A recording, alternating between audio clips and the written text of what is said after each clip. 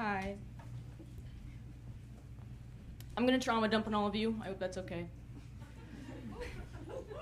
Thank you. I'm very anxious. I'm a very anxious person. I get it from my mom. I get a lot of things from my mom, specifically depression, but it's seasonal depressive in the summer. I have really bad anxiety, but I love to be the center of attention. And for some reason, I absolutely cannot explain why. I have such a love for slightly chubby 50-year-old men. My family, genetically, I'd call us a little nuclear, probably because we grew up next to a power plant. We're from North Carolina. Sometimes I have an accent, most times I don't. But I don't understand why North Carolina is considered the South. If you look at it on a map, it's very clearly on the eastern side in the middle. But apparently, it's a very bad thing to be Middle Eastern in America. Something about 9/11, I wasn't there. Sounds fun though. But yeah, no, my whole family, they're from North Carolina, and they're all white apart from me, because God hates me. Do you know how there's that saying, God gives his hardest struggles or biggest battles to his toughest soldiers or whatever? Yeah, that's me. I'm gonna, this is trauma dumping. I'm telling you everything in my life right now. My grandfather was in the Klan. Okay, so that sets up where what my life is, right? Only black person in the family. Still have a little fun with it though.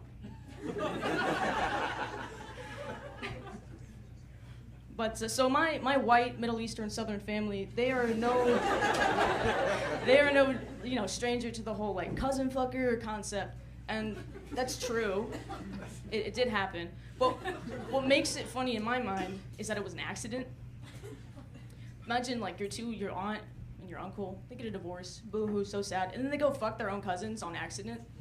I just think accidental incest is so beautiful. How small is the world? That's so, lovely.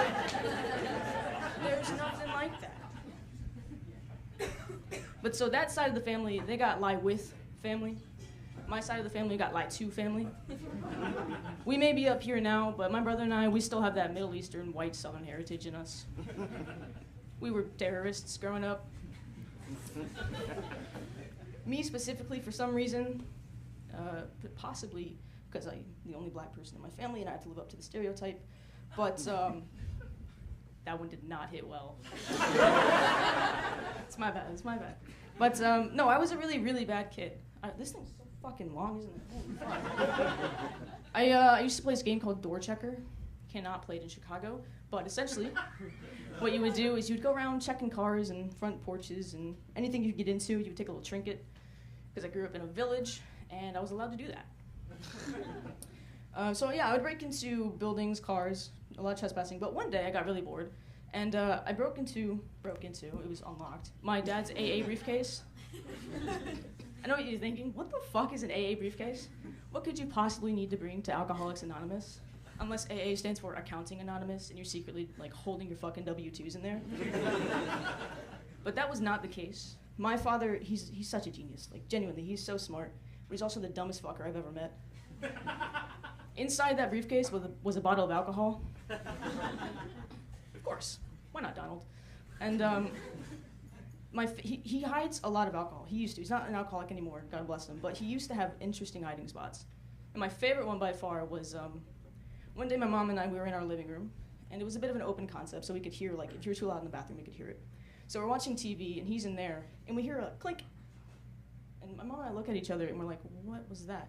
And we piece together, that's the very distinct sound of the lid of the toilet reservoir being lifted and put back down.